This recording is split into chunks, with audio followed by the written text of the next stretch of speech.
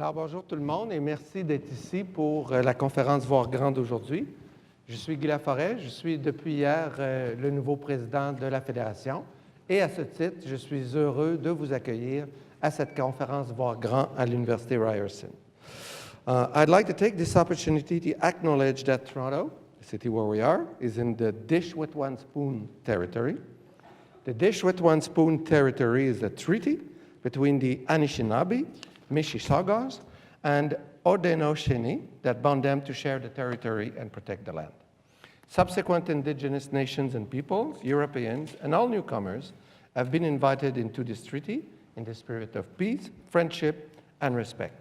Nous, à la Fédération, on est extrêmement heureux pour tout le travail qui a été fait par l'équipe de Marco Fiola et toute l'équipe d'organisation du Congrès à Ryerson, et on est extrêmement heureux de bénéficier de leur hospitalité pendant cette semaine. I'd like to remind you, before we start, that today's lecture will be in French and that there is simultaneous interpretation available via headsets et grâce au bon travail de l'équipe de M. Michel Côté, que je salue en même temps. Je veux remercier le Conseil de recherche en sciences humaines du Canada, la Fondation canadienne pour l'innovation et Université Canada, ainsi que la Fondation Pierre-Elliott Trudeau, dont je vais parler davantage dans un instant, pour leur parrainage de la série Voir Grand en général et de la conférence d'aujourd'hui en particulier. C'est grâce à la générosité des commanditaires que nous pouvons offrir ces causeries au public. Donc, encore une fois, un merci chaleureux à Maurice Rosenberg et à la Fondation Trudeau d'avoir appuyé la conférence d'aujourd'hui. Et comme j'avais l'occasion de leur dire, nous serons très heureux de les avoir comme partenaires au cours des prochaines années. Dans le cadre d'une réflexion sur l'histoire et l'avenir du Canada, inspirée par le thème du Congrès, 150 ans vers l'avenir en terre autochtone, la série de causeries Voir Grand nous donne l'occasion d'examiner des enjeux qui nous transforment, nous inspirent et nous interpellent. La conférence d'aujourd'hui ne fait pas exception. Nous sommes ravis d'accueillir mon collègue et ami Jocelyn Letourneau, titulaire de la chaire de recherche du Canada en histoire du Québec à l'Université Laval et mon collègue depuis une trentaine d'années, lauréat du prix de la recherche de la Fondation Pierre-Elliott Trudeau en 2006, ainsi que Mme Andréanne Lebrun, candidate au doctorat en histoire à l'Université de Sherbrooke et boursière de la Fondation Trudeau en 2015. J'invite maintenant Maurice Rosenberg, président et chef de la direction de la Fondation Pierre-Elliott Trudeau, à venir vous présenter Jocelyn et Andréanne. Monsieur Rosenberg, à vous.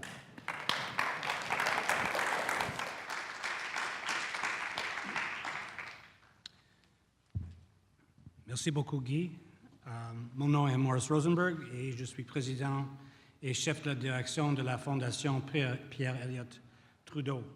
Et je vous souhaite la bienvenue à cette causerie Voir Grand et je tiens à remercier la Fédération des sciences humaines pour sa collaboration à l'organisation de cet événement avec la Fondation Pierre-Elliott Trudeau. Depuis 7 ans, la Fondation Pierre-Elliott Trudeau présente des causeries Voir Grand. Nous apprécions grandement ces conférences qui, selon nous, sont essentielles pour partager des idées, échanger des connaissances et alimenter les débats sur des sujets d'importance pour les Canadiens et les Canadiennes. C'est avec enthousiasme que nous travaillons encore cette année avec un partenaire qui partage nos convictions et qui, comme nous, a le souci de mettre en place une société mieux informée et équipée pour affronter les nombreux défis auxquels nous faisons actuellement face. Today's Big Thinking lecture is entitled Timeline 150, Quebec, Canada, and the Weight of History. Canada's 150th anniversary is a good time to reflect on our history in Canada and in Quebec, and to think about how different perspectives on history, on how different Canadians, rather, perceive history differently. We have a diverse society, and it is growing more so. So I think it's important that we be conscious of how differences in perception and experience shape our identities and our relation to each other. Our two speakers here today represent different generations, in and of itself an important difference, as I think you'll see from their discussion. They're also both from Quebec, where the struggle to reconcile a unique history and identity within Canada has taught us a lot about pluralism and what it means to be Canadian. Guy briefly introduced our two speakers. I'll just say another couple of words about them. André-Anne Lebrun is a PhD candidate in history and a lecturer in the Faculty of Education at the University of Sherbrooke and a 2015 Trudeau Scholar. She's interested in issues that affect youth and education, and her recent work has focused on the various citizenship and political participation models taught in post-war Quebec. Jocelyne Letourneau is a researcher at CELAT, the Inter-University Center for Studies in the Humanities, Arts, and Traditions, and a professor of at the Historical Sciences Department at Laval University. He served as the Canada Research Chair in Contemporary Political History and Economy in Quebec from 2001 to 2015. He's been a fellow at the Center for Interdisciplinary Research at Germany's Bielefeld University, and also the Institute for Advanced Studies at Princeton, the Collegium de Lyon, as well as a Fulbright Scholar at UC Berkeley. Jocelyne is also a fellow of the Pierre Elliott Trudeau Foundation. Il va sans dire que l'expérience du Canada dans la négociation des relations entre les anglophones et francophones du pays a profondément influencé notre identité en tant que nation. Je penserais même que cette expérience permet au Canada de contribuer fortement au débat actuel sur la tolérance, l'accommodation et l'identité. Ces discussions sont plus importantes que jamais dans le monde actuel. J'espère que vous apprécierez cette conversation qui vient à point nommé et où on voit comment Mme Lebrun et M.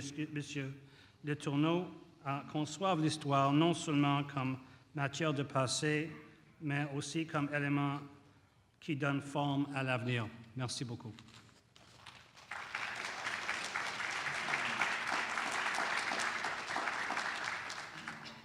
Pendant que nos deux conférenciers s'installent, je vais vous expliquer brièvement comment on va procéder. Donc, on a convenu avec les conférenciers et en partenariat avec la Fondation Trudeau d'une série de questions de base qui vont être le point de départ pour une conversation pendant 30 minutes et on sera discipliné.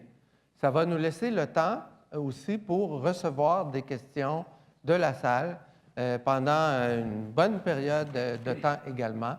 Donc, on espère que ce sera une séance dynamique qui saura vous intéresser. Donc, voilà, nous commençons. Et je vais poser cette première question-là à Jocelyne. Pour vous deux, à différentes étapes de vos carrières et de vos vies, ces questions-là sont des questions fondamentales. Alors, quelle compréhension est-ce que nous avons du passé du Canada et du Québec? Et comment cette compréhension façonne-t-elle nos relations et nos identités? Alors, on m'a fait l'honneur de prendre la parole en premier lieu. C'est une question extrêmement intéressante. Dans les circonstances, le « nous » sur lequel je vais focaliser mon attention est bien davantage ceux que j'appelle les gens ordinaires. Non pas par mépris, certainement pas, mais pour les différencier en quelque sorte des spécialistes.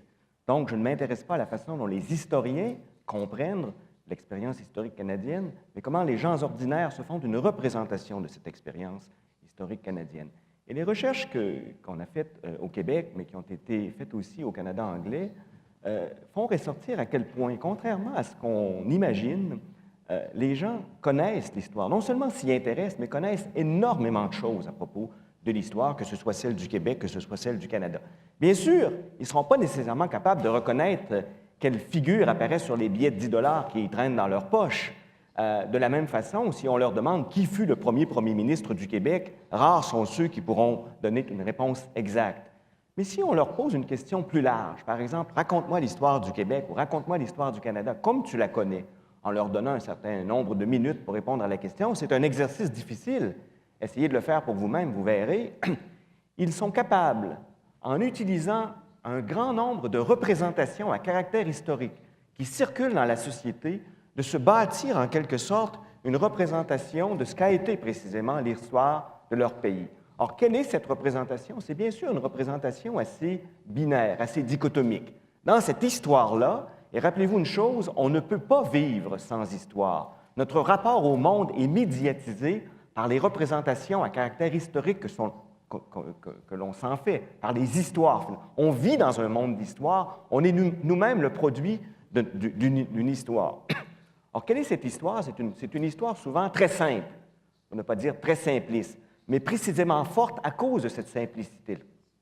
C'est une histoire binaire, où il y a des méchants et des bons, où il y a des gagnants et des perdants, où il y a des nous et où il y a des eux.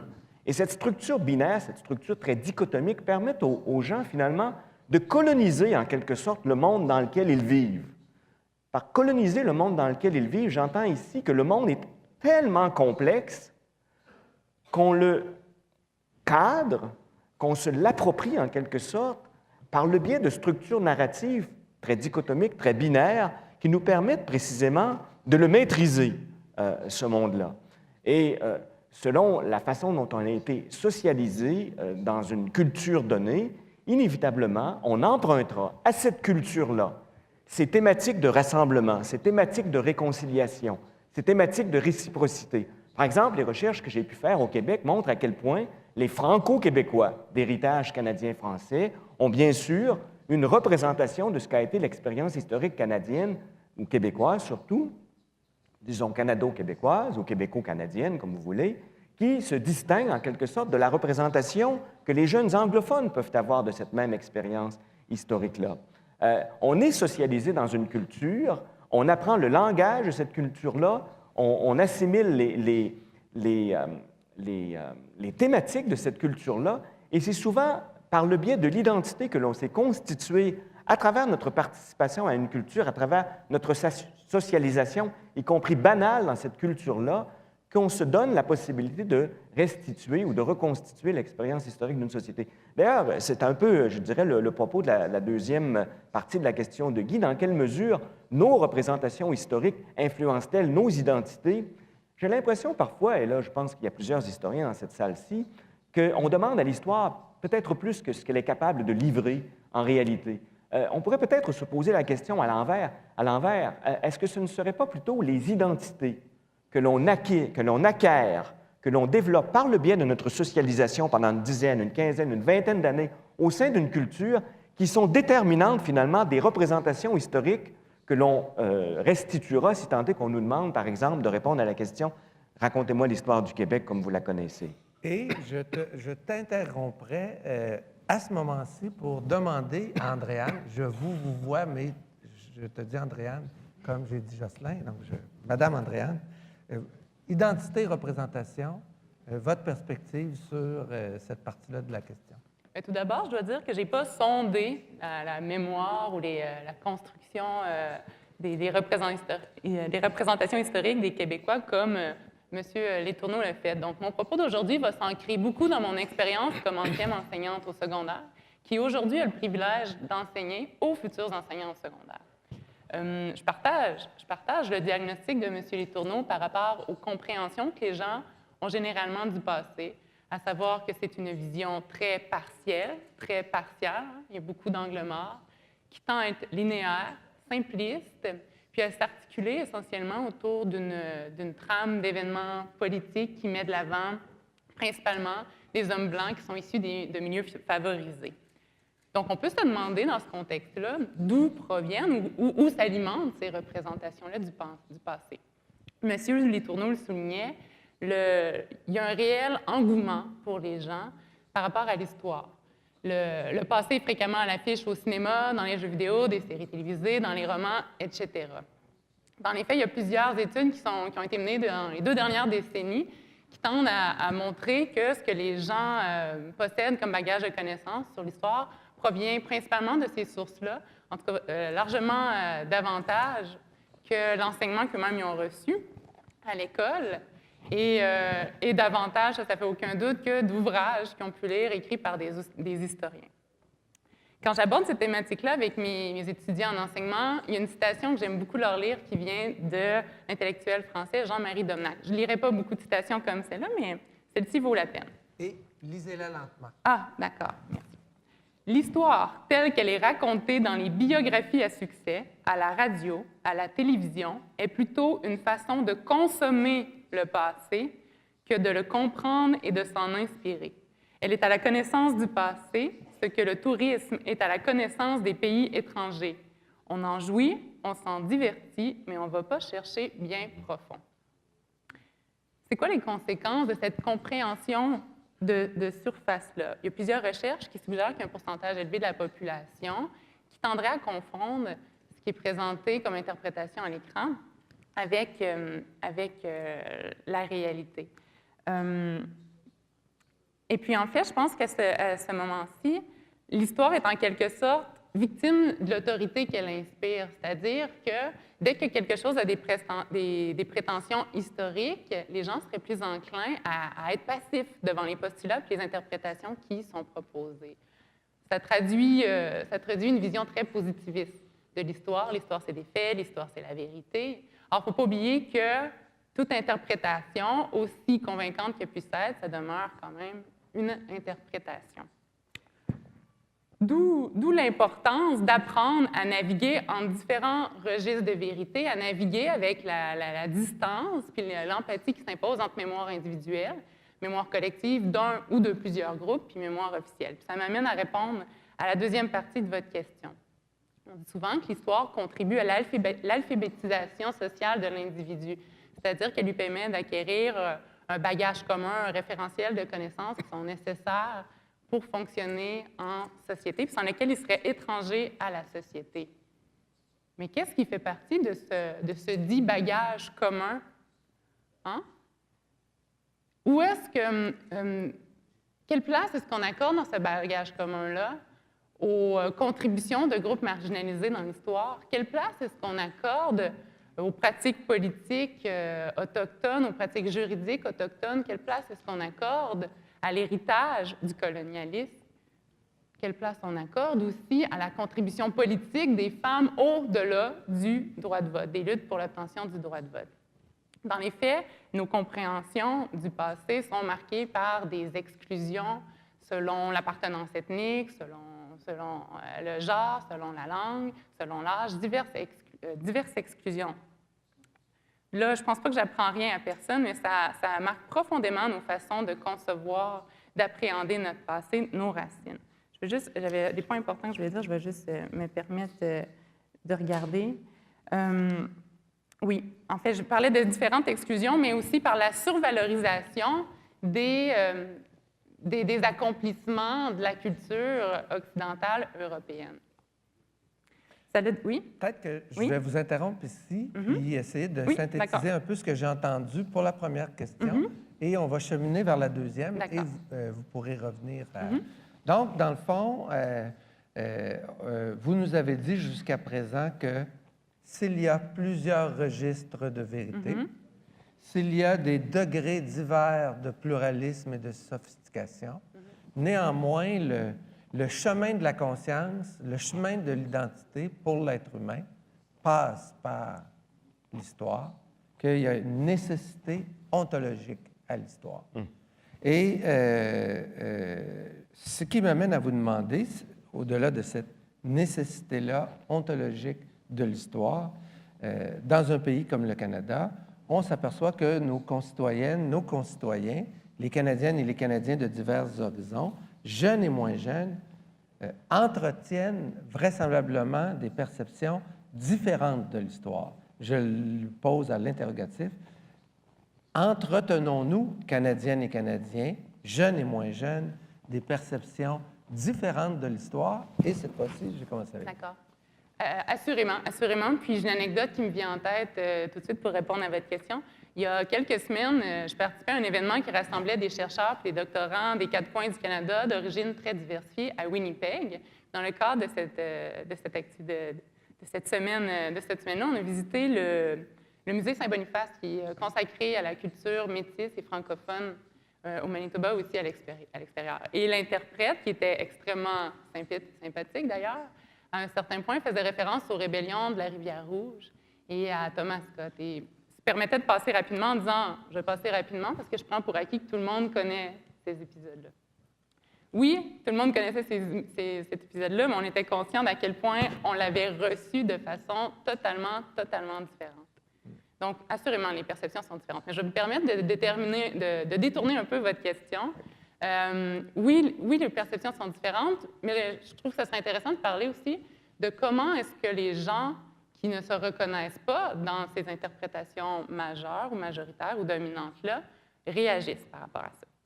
Une de mes amies très proches enseigne au secondaire dans une école montréalaise qui est reconnue comme étant une des, sinon l'école au Québec la plus diversifiée culturellement. Dans sa classe, la minorité visible, c'est elle.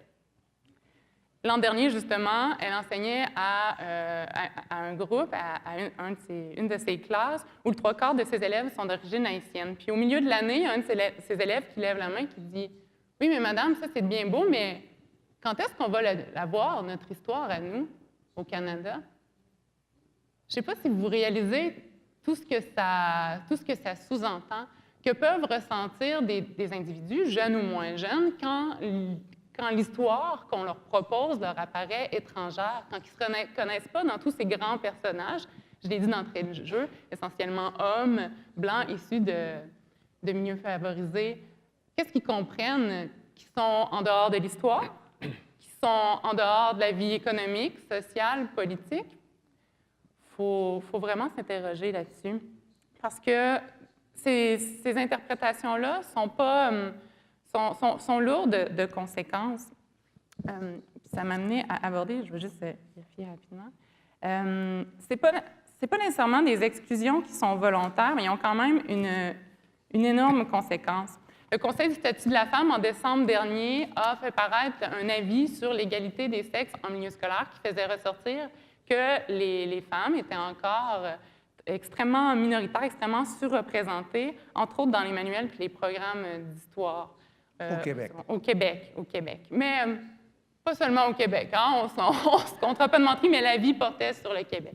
Il y a le journaliste au Devoir, Jean-François Nadeau, qui faisait ressortir à l'occasion de la Journée internationale des femmes que, si on prend l'exemple de Wikipédia, hein, l'encyclopédie collaborative en ligne, les biographies qui sont présentes sur Wikipédia, il y a seulement 16 de ces biographies-là qui concernent des femmes. Et puis, c'est un pourcentage qui correspond également à ce qu'on pourrait retrouver dans le prochain volume du Dictionnaire biographique du Canada, 16 Donc, cette sous-représentation-là envoie des messages extrêmement clairs, dommageables à certains égards. Et puis, l'enjeu, c'est pas seulement de reconnaître, c'est pas seulement de s'assurer que les groupes marginalisés dans l'histoire soient davantage représentés au point de vue numérique, mais aussi la façon de les représenter. Puis là, l'exemple classique, au Québec, ça concernerait le droit de vote des femmes. Est-ce qu'on précise que le gouvernement libéral d'Adélard Godbout accorde le droit de vote aux femmes en 1940 ou que les femmes obtiennent le droit de vote en 1940? Dans la première formulation, les femmes sont passives. Dans la seconde, sont passives. Donc, ces formulations-là, qui ont un grand impact sur nos représentations collectives, doivent être déconstruites, remises en question. Merci beaucoup. Je vais me permettre, puisque Jocelyn Letourneau m'y avait autorisé avant de twister, de donner une coloration à cette question-là, en la reformulant un peu. Entretenons-nous, Canadiennes et Canadiens, jeunes et moins jeunes, des perceptions différentes de l'histoire. La raison pour laquelle je vais le reformuler, c'est que vous avez mentionné le Dictionnaire biographique du Canada, et ça me permet, à Toronto, ça n'a pas été un prof de Ryerson, mais un grand historien canadien, Ramsay Cook, a été pendant très longtemps responsable du Dictionnaire biographique du Canada. Il a énormément fait pour l'enseignement de l'histoire canadienne. Et donc, en reformulant la question, en ayant une pensée pour Ramsay Cook, entretenons-nous aujourd'hui des perceptions différentes de l'histoire? Et est-ce que c'est davantage le cas que quand Ramsay Cook enseignait pas loin d'ici, il y a 30 ou 40 ans? Bien, la réponse, c'est sûr que les Canadiens qui constituent ensemble une société extrêmement diversifiée au chapitre des représentations historiques ont des conceptions différentes de ce qu'a été l'expérience historique canadienne. Et ça, c'est une réponse relativement facile. Maintenant, ce qui est plus difficile, c'est est-ce que les conditions sont réunies maintenant à l'intérieur de ce pays, qu'est le Canada, pour que, le cas échéant, des représentations historiques différentes puissent converger vers une certaine unité ou vers un certain concordat. Je ne pense pas. Je ne pense pas non plus que ce soit nécessairement souhaitable. Maintenant, la question moi, qui m'intéresse particulièrement, c'est par quel concept général métaphoriser ou saisir l'espèce de relation générale qui existe, par exemple, pas entre l'ensemble des cultures fondatrices du Canada, mais au moins entre deux des grandes cultures fondatrices du Canada, qui ont souvent été au centre de l'histoire que l'on s'est racontée de nous-mêmes, à savoir les francophones et les anglophones. Au temps de Ramsay Cook, du regretté Ramsay Cook d'ailleurs, que j'apprécie énormément sur le plan personnel, on était dans une espèce de paradigme que Ramsay a voulu changer jusqu'à un certain point, qui était celui des deux solitudes, bien sûr. Ce paradigme a évolué. Remplacé par quoi? Je ne sais pas si je vois le verre à moitié plein ou à moitié vide, mais j'aurais tendance à dire qu'il est en train d'être remplacé par deux lassitudes. Donc, on n'évolue pas vers une plus grande convergence, mais peut-être vers une acceptation courtoise de l'autre, qui ne repose pas nécessairement sur une transformation de nos conceptions acquises de ce qu'a été l'expérience historique canadienne, qui, du point de vue québécois, demeure très enracinée dans l'idée de dualité. Ça, on a même fait des enquêtes là, en leur demandant tout simplement, c'est toujours un peu la même question, si vous aviez à résumer l'histoire du Canada en une phrase, qu'écririez-vous personnellement? Au lieu de s'attacher, je dirais, à la réponse qui a été donnée, on essayait d'identifier les mots-clés qui figuraient dans ces réponses-là.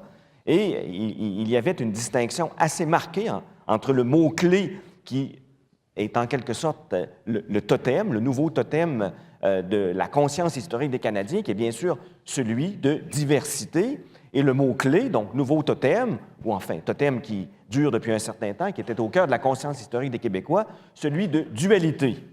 Alors, il y a une difficulté à réconcilier ces deux perspectives-là. Et au Canada anglophone, ce serait quoi le mot? Diversité.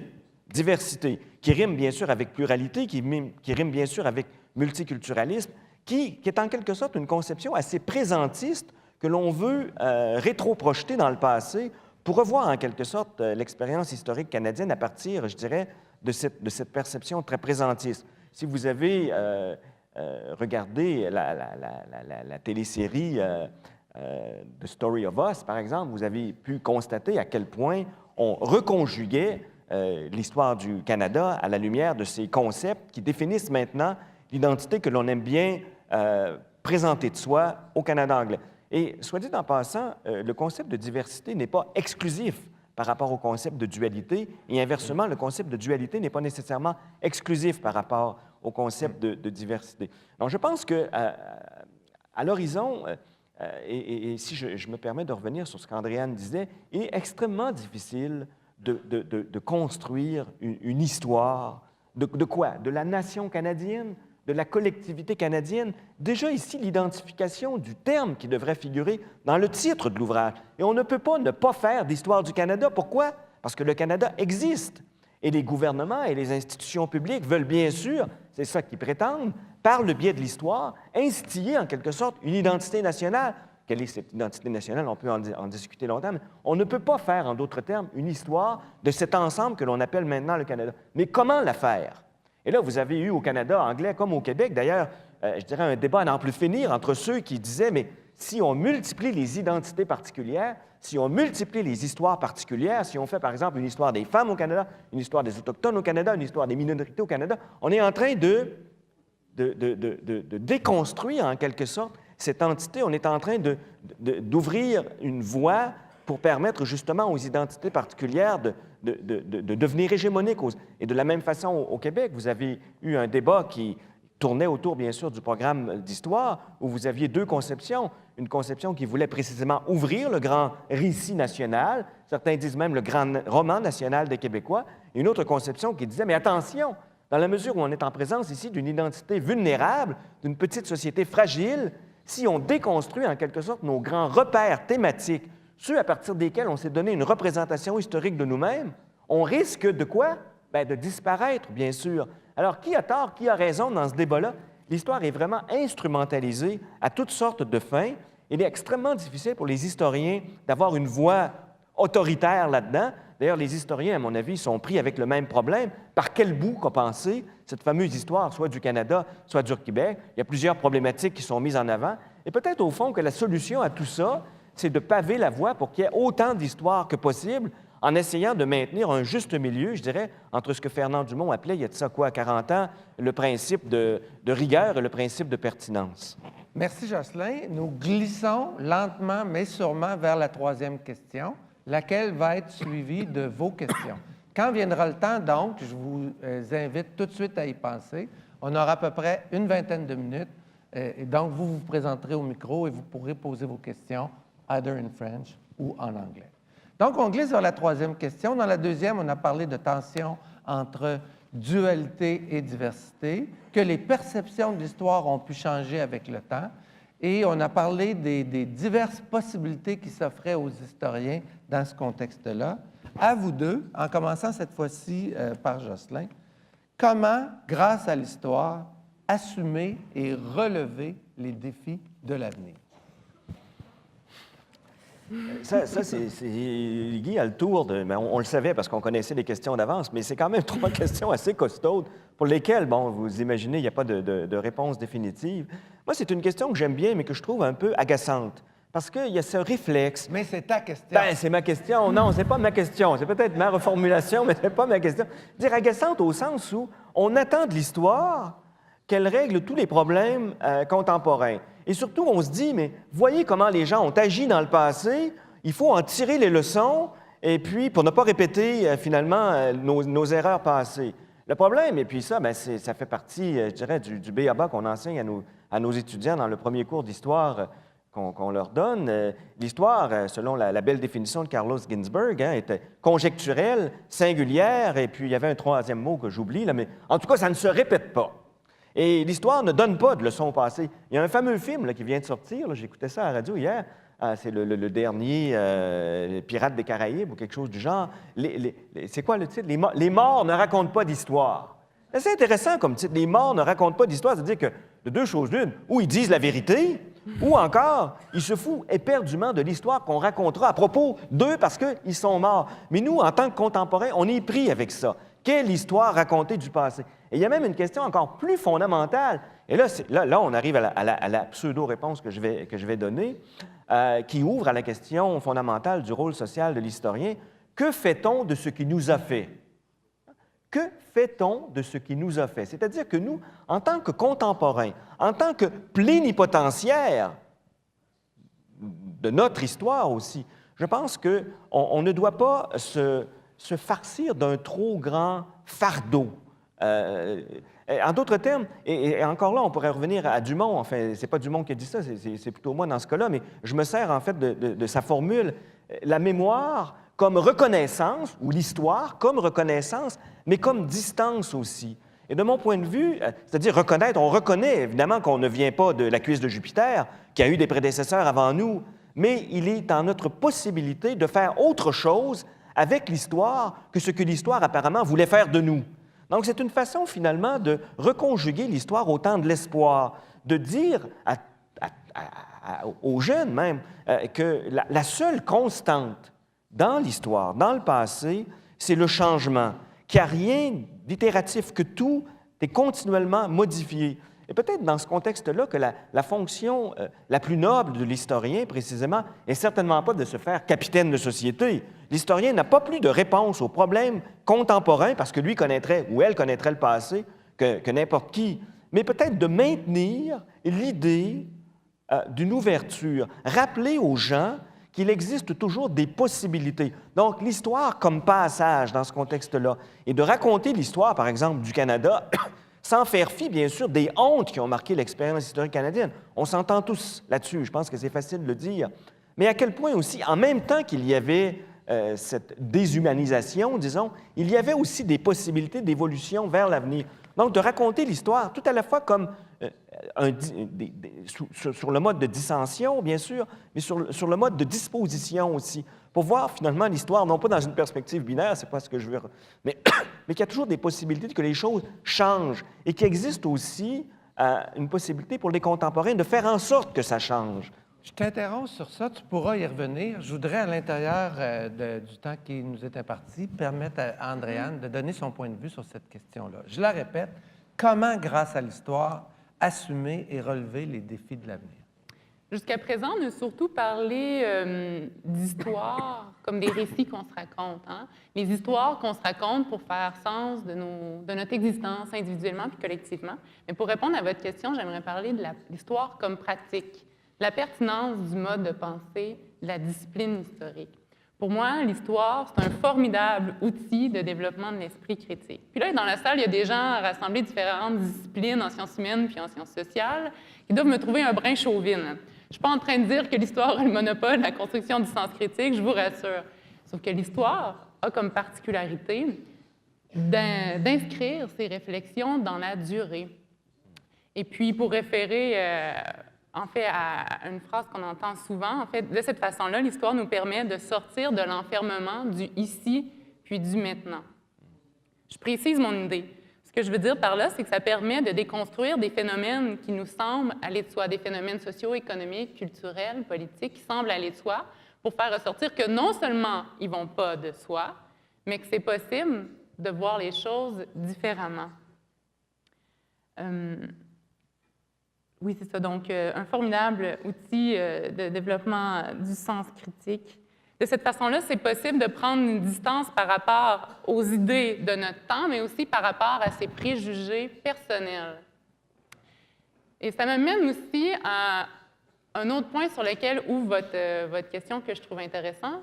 Ça l'amène à ouvrir l'histoire sur le passé, mais aussi ouvrir le passé sur le présent, de façon à faire ressortir les racines historiques d'enjeux très, très actuels. Comment est-ce qu'on peut faire ça? En reconnaissant ou en accordant une place centrale à des aspects peu glorieux de notre histoire, centrale, pas périphérique, pas secondaire, pas un encadré dans un manuel scolaire ou un chapitre à part, mais vraiment de réintégrer ces événements-là dans une trame narrative collective centrale. C'est important de prendre connaissance, de reconnaître et puis d'enseigner les racines historiques de la colonisation, de la violence, de l'oppression qu'ont vécu et que vivent encore des groupes marginalisés traditionnellement dans l'histoire. Je pense aux Autochtones, je pense aux femmes, à des classes défavorisées, puis à d'autres groupes marginalisés aussi. La construction de l'invisibilité historique contribue à l'indifférence, puis je pense qu'on a un rôle comme historien, mais comme citoyen, d'y remédier.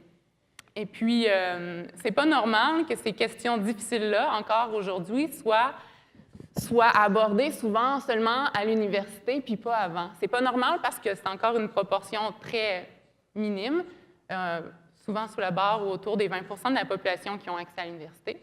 C'est pas normal aussi parce qu'on dit souvent que les jeunes sont l'avenir. Mais les jeunes sont aussi le présent. Puis ils ont besoin de ces clés de compréhension-là pour définir leur propre identité, définir leur propre appartenance, puis prendre action. Prendre action sur le monde qui les entoure dès aujourd'hui. Avant, je vois que vous êtes sur le point de m'interrompre, mais je vais être impertinente parce qu'il y a autre chose que je veux dire par rapport à ça. Je veux citer un historien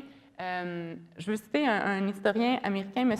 Blythe, qui est professeur d'histoire à Yale, qui dit que le but de l'histoire, c'est pas de faire en sorte qu'on soit satisfait de notre propre culture. Et puis, je suis tout à fait d'accord avec lui là-dessus. Il y en a qui se disent peut-être en ce moment que c'est une triste ou une sombre perspective d'avenir, pas si on insiste simultanément sur la capacité des individus à résoudre des problèmes, à se solidariser, à être actifs, acteurs de l'histoire, à imaginer, à créer, à prendre des solutions, et qu'on reconnaît l'apport de groupes marginalisés de l'histoire à l'histoire, et qu'on prend le temps d'expliciter les raisons de leur absence des grands discours, des interprétations dominantes du passé. Merci à vous deux pour cette première étape de la séance d'aujourd'hui. Donc, nous cheminons vers la période de questions et notre collègue Simon Langlois de l'Université Laval va poser la première dans 30 secondes.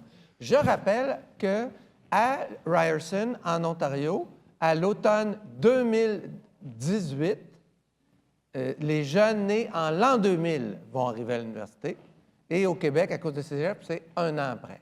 Alors, l'histoire, nécessité ontologique, l'histoire en tension entre différents pôles interprétatifs, l'histoire reliée aussi à notre avenir, les trois thèmes à partir desquels vos deux conférenciers ont articulé leurs réflexions. Et maintenant, à vous la parole. Monsieur Langlois. Oui, Simon Langlois.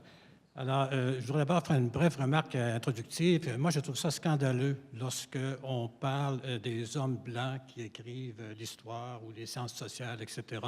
Il ne viendrait jamais à personne, à l'idée de personne de critiquer quelqu'un parce qu'il écrit l'histoire des États-Unis et qu'il est noir, ou encore critiquer quelqu'un parce qu'il est arabe, ou etc. Donc, c'est vrai que les sciences sociales, la philosophie, l'histoire, etc., dans le passé, ont été écrites beaucoup par des hommes et des Blancs, mais on ne peut pas discréditer leurs écrits sous prétexte de race ou de couleur. Bon, je pense que ça doit être très clair. Ben, ça, c'est une remarque, c'est pas seulement vous qui l'avez faite, mais on la trouve un peu partout, et je la déplore.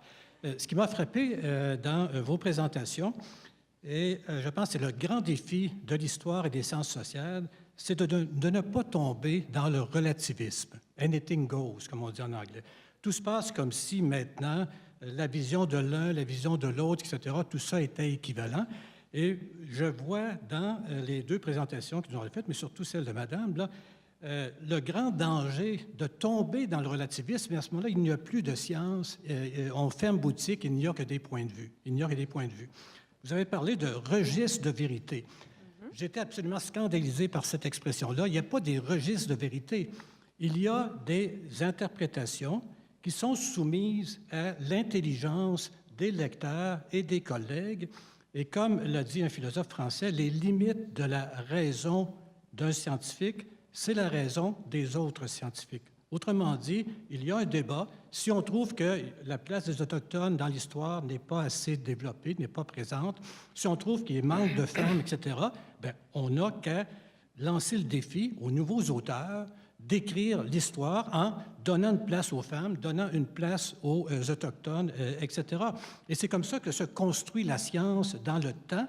On réinterprète, on reformule, on comble les trous à ce moment-là, mais on ne tombe pas dans le relativisme. Et moi, je pense que le grand danger, et j'aimerais avoir votre réflexion Merci, là-dessus. Simon. Je vais t'interrompre là-dessus pour maintenir une certaine dynamique et permettre à d'autres personnes qui auraient des questions de cheminer lentement vers les micros. Mais, Andréane, à vous. Comme la question était principalement destinée, je me permets de répondre.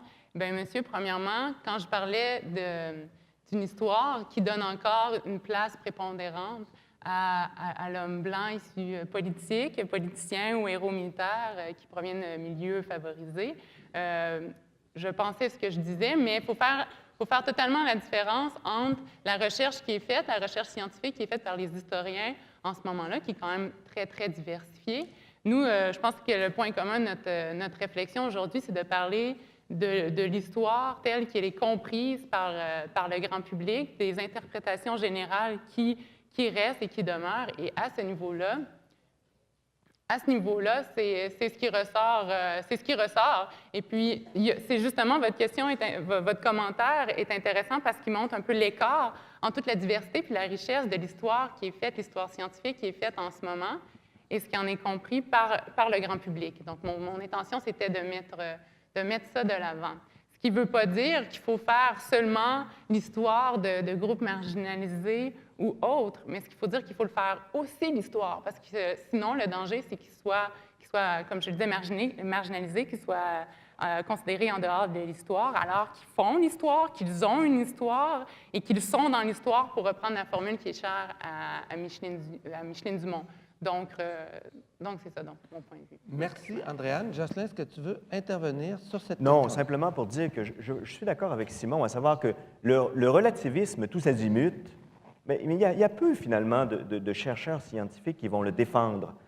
Par ailleurs, la proposition contraire au relativisme tous azimuts n'est pas non plus une perspective unifiée, homogène et unique. L'histoire ou le passé est comme une sphère, finalement. On peut y entrer et on peut en sortir de différentes manières. Et ces différentes manières-là sont plutôt complémentaires qu'antagoniques. Mais je suis d'accord pour dire qu'il faut éviter à tout prix l'idée de « à chacun son histoire et toutes les histoires sont bonnes », parce que c'est faux. Il y a encore des histoires mensongères. J'ai mentionné à un moment donné le principe de rigueur, cher à Dumont, bien sûr, mais cher à toi, cher à tout le monde, finalement. C'est absolument fondamental. Le veto des faits demeure quand même une lumière éclairante de toute mise en narration du passé par l'histoire, bien sûr. Merci, Jocelyn. Monsieur, si vous pouvez dire votre nom et poser votre question. Stéphane Lévesque de l'Université d'Ottawa. D'abord, j'aimerais remercier les deux panélistes pour la discussion et les bonnes questions qui ont été posées. D'ailleurs, j'aimerais revenir sur la troisième question, parce que je n'ai pas eu des réponses satisfaisantes. Et donc, s'il est vrai, comme disent les pirates des Caraïbes, que les morts ne racontent pas d'histoire, on pourrait dire aussi, à l'instar d'Auguste Comte, que les morts gouvernent les vivants. Par-delà, Comte voulait dire que la société présente dans laquelle on vit est le résultat des actions, des décisions des acteurs du passé. Et donc, dans une certaine mesure, le monde que nous avons, c'est un monde que nous avons hérité.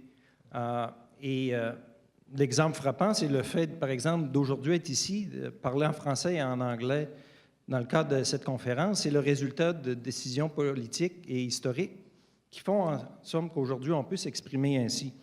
Mais j'aimerais plus savoir, moi, en quoi l'histoire, dans cette optique-là, permet-elle de forger notre conscience historique qui nous permet non pas uniquement de regarder le passé, mais aussi de nous orienter dans le temps, c'est-à-dire d'être capable de nous comprendre aujourd'hui, mais aussi d'anticiper l'avenir. Donc, dans quelle mesure, par l'histoire, sommes-nous capables de comprendre les trois dimensions du temps et d'être capable d'agir sur le présent, mais aussi sur l'avenir, à partir d'une réflexion sur le passé? Merci, monsieur. Est-ce que, Jocelyn, tu veux commencer avec cette question? Oui. En fait, il y a des fois où je suis très optimiste et où je vais dire, si les gens comprenaient davantage, ou si les gens avaient davantage de connaissances historiques à propos du passé, que ce soit celui du Québec ou que celui du Canada, probablement qu'il y aurait une meilleure compréhension du présent et pourrait peut-être, mais l'avenir reste entièrement ouvert. Et moi, j'espère que ça a été clair, je veux que l'avenir reste ouvert. Donc, l'idée selon laquelle le passé gouverne le présent me fait peur. Ce n'est pas une façon de dire que le passé n'a pas d'importance dans ce que le présent est devenu, n'a pas d'importance dans la structuration du présent, mais il faut garder aux contemporains précisément des espaces de liberté pour faire avec le passé autre chose que ce que le passé voulait faire d'eux. Ça, c'est fondamental dans mon épistémologie personnelle. Je pense qu'il est important d'enseigner l'histoire aux jeunes. Je pense qu'il est important que les informations rigoureuses à propos de l'histoire circulent dans la société. Et Dieu sait à quel point les historiens ne sont plus les principaux producteurs d'informations historiques à circuler dans la société. Donc, il y a là certainement un rôle de vigilance pour les historiens, c'est-à-dire se faire garde-fou jusqu'à un certain point pour éviter précisément les débordements qui viennent d'un peu partout à une époque où tout se dit par le biais des médias sociaux. Mais en même temps, et puis ça, je l'ai mentionné un peu dans mon exposé, je me demande si on ne s'attend pas trop de l'histoire. Les gens s'intéressent à l'histoire, bien sûr, mais ils s'intéressent bien davantage à l'histoire de leur famille qu'à l'histoire de leur nation. Ils instrumentalisent l'histoire pour se mettre ensemble par rapport à un ensemble. Et le premier ensemble par lequel les gens ordinaires, le grand public, les non-spécialistes, veulent se mettre ensemble, c'est bien sûr la famille. Et ensuite, peut-être leur communauté, leur religion, la nation, effectivement. Mais en même temps, ils ne pensent pas nécessairement à la façon dont les choses se sont passées dans l'histoire pour prendre une décision au présent.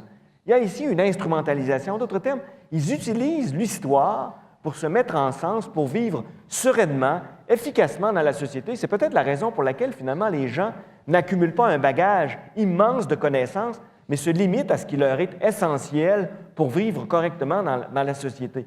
Mais de là à dire qu'ils se mettent en situation de dépendance par rapport à ce qui s'est passé dans le temps, ce qui reviendrait à donner une importance incommensurable à l'histoire comme lieu à partir duquel, dicter l'avenir, là, ça, non, ça, je je n'y vais pas. Mais c'est sûr que d'enseigner davantage d'histoire est certainement une bonne chose.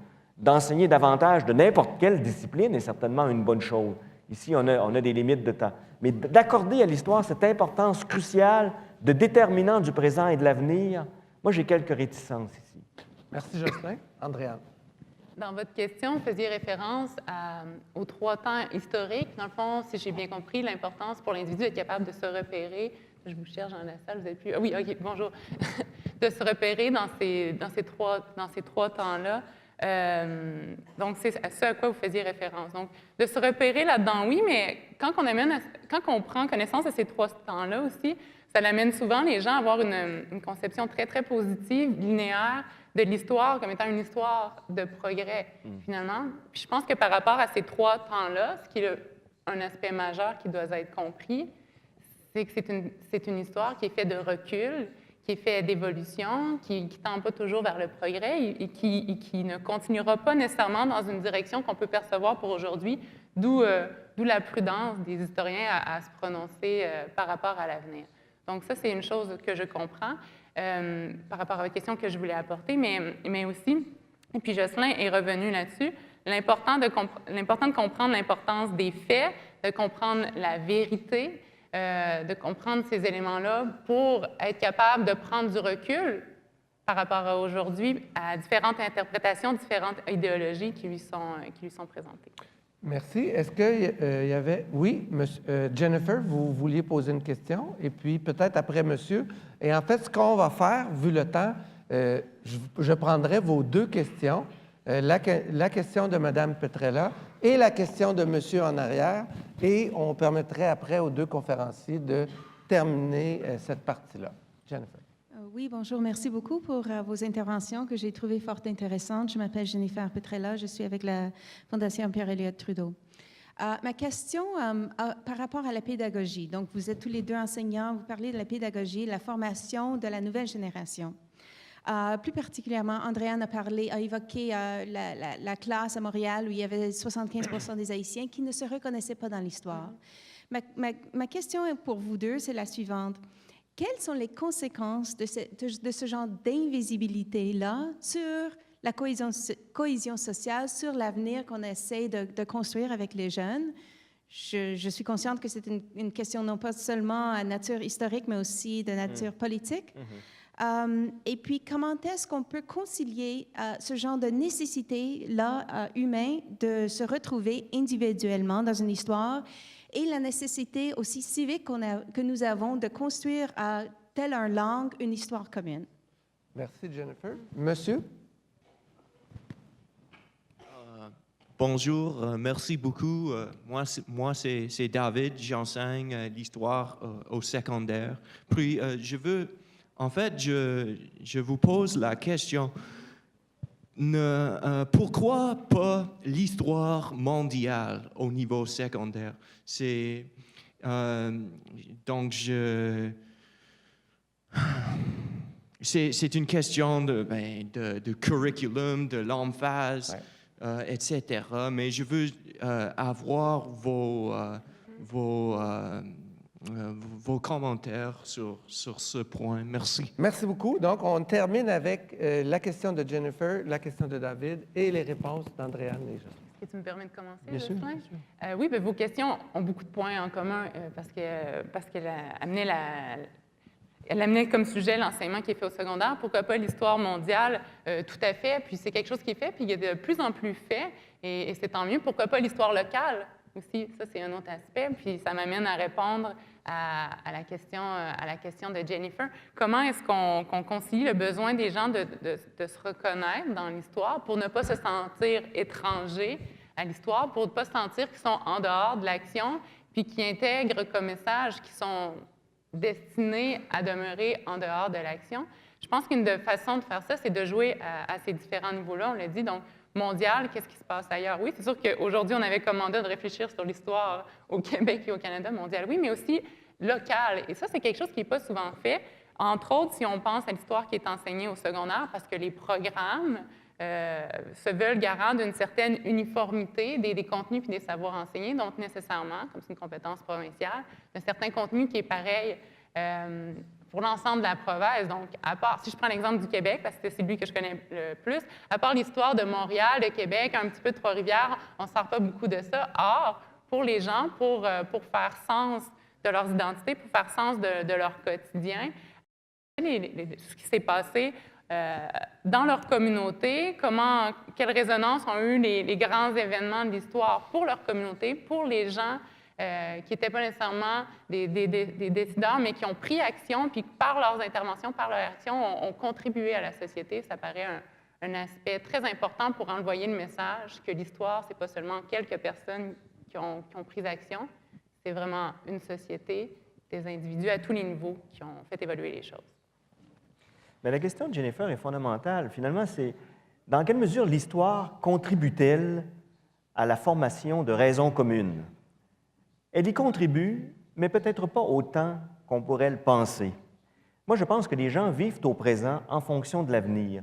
Ils se réfèrent au passé, bien sûr, en certaines occasions, mais notamment tous les immigrants qui arrivent au Canada ou au Québec ont probablement pour objectif personnel de construire cette société au présent en fonction d'un navire qui est aussi avantageux et fructueux pour eux comme pour l'ensemble de la société que de porter l'ensemble des lourdeurs qui continuent de marquer la société québécoise ou canadienne au présent, mais dont cette société-là se distancie aussi tranquillement, sourdement.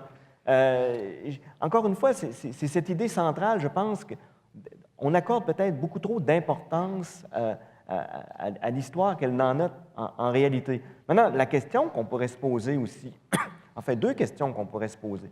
Nonobstant tous ces moments et ces processus peu glorieux qui ont marqué l'expérience historique québécoise ou canadienne dans le temps, vaut-il néanmoins la peine de continuer ce cheminement collectif? Projet auquel, précisément, les immigrants, les nouveaux arrivants, pourraient être ligués, pourraient se liguer.